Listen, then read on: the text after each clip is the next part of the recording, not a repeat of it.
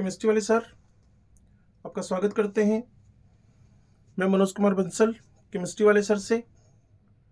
Channel को subscribe करना ना भूलें। मेरा जो ये वीडियो है ये कोरोजन से रिलेटेड आप टॉपिक देखकर समझ गए होंगे। तो अप्रोक्सीमेट ये हाफ एन आवर के आसपास का वीडियो रहने वाला है। एनसीईआरटी से कोरोजन, और मैं फिर आपसे बार बार कह रहा हूँ कि कोरोजन हो, बैटरीज हो, ये सब कुछ आपको पढ़ने कहाँ से, सिर्फ एनसीईआरटी से। उसके लिए मेरा वीडियो देखिए, मोर देन सफिशिएंट काम आपके लिए हो जाएगा। लीजिए, corrosion slowly coats the surface of metallic objects with oxides और other salts of the metal. तो कोरोजन में होएगा क्या? किसी भी मेटल पर सोल्ट फॉर्मेशन है। Slowly coats the surface of metallic objects. या तो ऑक्साइड्स हो सकते हैं, मेटल का ऑक्साइड हो सकता है, या मेटल का कोई और सोल्ट बन सकता है। Corrosion slowly coats the surface of metallic objects with oxides और other salts of the metal. ठीक है, कुल मिलाकर ऑक्सीडेशन हुआ है मेटल का उसकी सरफेस पे। द रस्टिंग ऑफ आयरन, अगर इसके एग्जांपल में आप जाना चाहते हैं तो रस्टिंग ऑफ आयरन इसका एग्जांपल है, ठीक होगी बात। टार्निशिंग ऑफ सिल्वर इसका एग्जांपल है।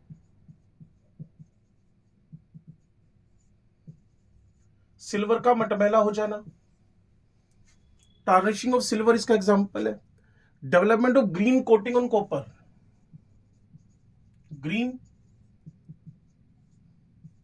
Coating on copper, green coating on copper का मेरे पास एग्जांपल है। आप चाहे तो ये देखें, इस सिल्वर कॉपर पर हम ग्रीन कोटिंग ऑब्जर्व कर सकते हैं। ठीक है जी, जो ग्रीन कोटिंग यहां डेवलप हुई है ये इस कॉपर के ग्लास का कोरोजन हो गया है। टार्निशिंग ऑफ द सिल्वर हो सकता है, आयरन की रस्टिंग हो सकती है, कॉपर पर ग्रीन कोटिंग आ सकती है। It causes enormous damages of the buildings. Buildings बहुत ज्यादा डैमेजेस हो रही हैं, ब्रिज डैमेज हो रहे हैं, शिप्स डैमेज हो रहे हैं, and to all objects made of metal specially that of iron. तो आयरन पर हम यहां स्पेशली फोकस करने वाले हैं, आयरन पर स्पेशली हम फोकस करने वाले। We loses crore of rupees every year on account of corrosion.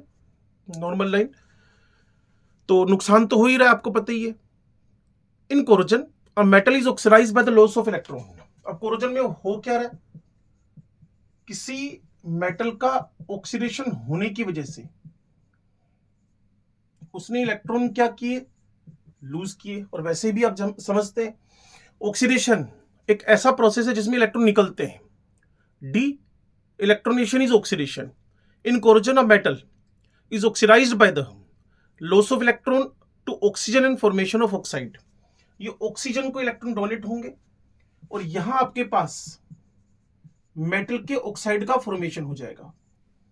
Metal loser है और ऑक्सीजन गेनर है, और वैसे भी ऑक्सीजन को गेनर होना चाहिए कि इलेक्ट्रोनेगेटिव एलिमेंट है, और मेटल को लूजर होना चाहिए क्योंकि मेटल इलेक्ट्रो पॉजिटिव एलिमेंट है। बिल्कुल ठीक बात है जी। Corrosion of iron commonly known as rusting occurs in the presence of water and air. तो यहां जो मेरे पास इसके लिए सुटेबल मटेरियल रहेगा वो एयर एंड वाटर रहेगा। सुटेबल मटेरियल रहेगा एयर एंड वाटर। मेटल का एयर वाटर की प्रेजेंस में इलेक्ट्रॉन डोनेशन हुआ, ऑक्सीजन ने उसको एक्सेप्ट किया और मेटल का ऑक्साइड फॉर्म कर गया। The chemistry of corrosion is quite complex but it may be considered essential as an electrochemical phenomenon. थोड़ी सी कॉम्प्लेक्स है, लेकिन इसको जब इलेक्ट्रोकेमिकल सेल के फॉर्म में हम रीड करने वाले हैं, the chemistry of corrosion is quite complex but it may be considered essentially as an electrochemical phenomenon.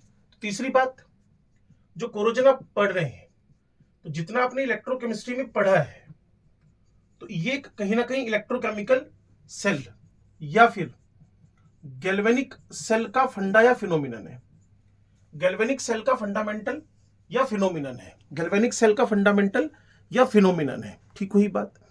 At a particular spot, जैसे कि फिगर 3.13 में दिखाया है, मैं आपको बना के बता देता हूं। Of an object made of iron oxidation takes place and the spot behaves as anode and we can write the reaction. Reaction लिखने का जो तरीका है वो भी मैं आपको दिखाता हूं इसके अंदर। अब इस पूरे प्रोसेस को देखो। जैसे कि हमें एनसीईआरटी में दिखाया गया है, ये जो हमारे पास आयरन की सरफेस है, तो आयरन यहाँ क्या हुआ, ऑक्सीडाइज हुआ। आयरन ने 2 इलेक्ट्रॉन लूज किया, आयरन ऑक्सीडाइज हुआ। यहाँ थोड़ा सा मुझे एनसीईआरटी पे शक है कि Fe+2 फर्दर Fe+3 में ऑक्सीडाइज हो रहा है और वो फिर ऑक्सीजन से रिएक्शन करके Fe2O3 बना रहा है। तो anode anode anode, oxidation oxidation oxidation, Fe+2 का बनना आयरन से Fe से Fe+2 Fe+3 में बदला, फिर वो ऑक्सीजन से रिएक्शन करके Fe2O3 बन गया। ठीक है, ये बात हमारे यहां समझ में आ रही है। अब इस पूरे ऑक्सीडेशन प्रोसेस में जो इलेक्ट्रॉन निकले हैं, Fe से Fe+2 और 2 इलेक्ट्रॉन निकले हैं, अब हुआ क्या, ये पानी, एक तो ये फिनोमिनन हुआ कि ऑक्सीजन से रिएक्शन हो गई। दूसरा एक फिनोमिनन और क्या हो सकता है कि मैंने बोला ना इससे पिछले बोर्ड पर कि आपका जो ऑक्सीजन और एयर है उसकी प्रेजेंस में कोरोजन होगा, तो आयरन ने फिर इलेक्ट्रॉन डोनेट किए और Fe+2 बना। और यहां जो इलेक्ट्रॉन डोनेट किए, अगर मैं सबको 2-2 से मल्टीप्लाई कर दूं, ठीक है जी, तो 4 इलेक्ट्रॉन।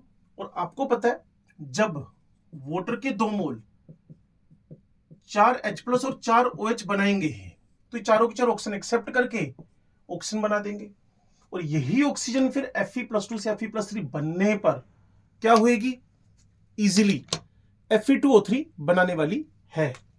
तो आयरन से Iron+2 बना, हमें कोई ऑब्जेक्शन नहीं है। ऑक्सीजन H+ 4 इलेक्ट्रॉन, ये इधर वाली रिएक्शन दिखा रहा था, जो पानी बन गया, ये ऑक्सीजन से पानी बन गया। एटमॉस्फेरिक ऑक्सीडेशन में वही फेरस फेरिक में बदला और फेरिक Fe2O3 आपको दे रहा है।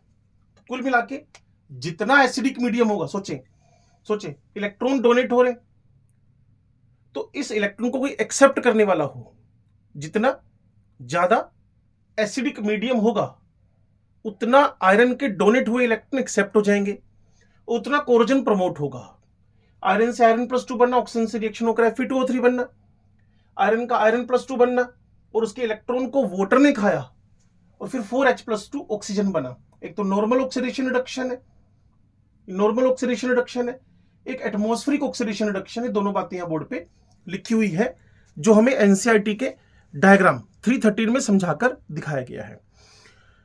तो उसने कहा जी, particular spot of an object made of iron oxidation takes place and that spot behaves as anode, we can write the reaction. जैसे कि मैंने आपको बताया है, आयरन Iron+2 में बदलेगा, वहां डबल से मल्टीप्लाई तो 4 इलेक्ट्रॉन, और इसका एनोड बिहेवियर इसलिए हो रहा है क्योंकि इसका ई नोट माइनस है।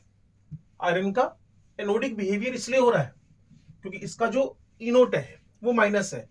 आयरन का ऑक्सीडेशन इसलिए हो रहा है क्योंकि इसका ई नोट माइनस है। तो Iron+2 में बदला, डबल से मल्टीप्लाई, 4 इलेक्ट्रॉन लिख दिए, और यहां जो इसका रिडक्शन पोटेंशियल है वो -0.44 वोल्ट है, इसीलिए ऑक्सीडाइज हो रहा है ये। ठीक होगी कहानी। Electrons released at A node spot move through the metal and go to another spot on the metal and reduce oxygen in the presence of H+, which is believed to be available from carbonic acid। अब कहेंगे ये कहां से आ गया अभी carbonic acid, environment में carbon dioxide पड़ा हुआ है, तो इसलिए मैं बोलता हूं कि जितना एसिडिक मीडियम होगा उतना कोरोजन प्रमोट होगा। तो समझ ले, जितना बेसिक मीडियम होगा उतना डिमोट होगा। तो कार्बोनिक एसिड से H+ आए due to CO2 and water की रिएक्शन से, ठीक है जी। उसके बाद उन्हीं H+ ने इलेक्ट्रॉन्स को एक्सेप्ट किया, पिछले बोर्ड पर आपने देखा ही है, चाहे अपनी कॉपी में रिएक्शन को लिखकर फिर मेरी बात को सुन ले। तो कैथोड पर ऑक्सीजन 4H+ से इलेक्ट्रॉन से पानी बन गया, उसका ई नोड +1.23 है, तो प्लस है मतलब इटसेल्फ वो रिड्यूस होगा और ऑक्सीडाइजिंग एजेंट का काम करेगा। ओवरऑल रिएक्शन में आयरन Iron+2 में बदला है और ऑक्सीजन H+ की प्रेजेंस में पानी में बदली है। The ferrous ions are further oxidise by atmospheric oxygen to ferric. मैंने बोला ना आपसे, वो गलती थी कहीं ना कहीं उसके अंदर। फेरस जो है Fe+2 वो एटमॉस्फेरिक ऑक्सीजन से फेरिक में बदल गई और फिर वो आपके पास hydrated ferric oxide Fe2O3.X water करके क्या बना दिया जी, कोरोजन करवा दिया है, रस्टिंग हो गई है। And with further production of hydrogen ion, तो हाइड्रोजन आयन फर्दर प्रोड्यूस होते रहेंगे, कोरोजन बढ़ता रहेगा। अब है कि प्रिवेंशन ऑफ कोरोजन कैसे किया जाए, प्रिवेंशन ऑफ कोरोजन कैसे किया जाए, ये सबसे इंपॉर्टेंट बात है।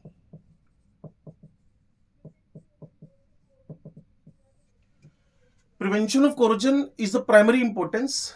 It is not only saves money but also helps in preventing accidents such as bridge collapse or failure of a key component due to corrosion. One of the simplest method of preventing corrosion is to prevent the surface of metallic object to come in contact with atmosphere. Metal की surface है